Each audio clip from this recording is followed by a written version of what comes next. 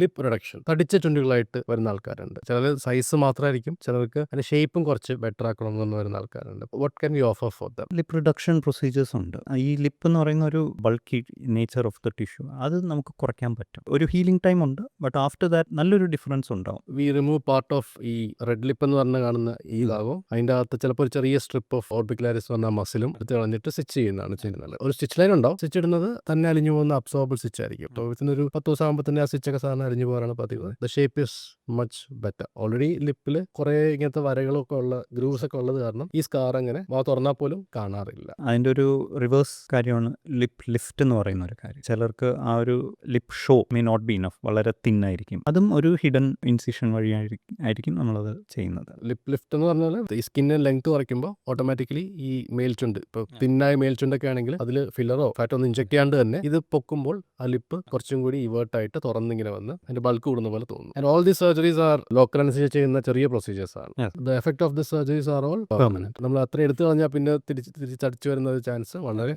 കുറവാണ്.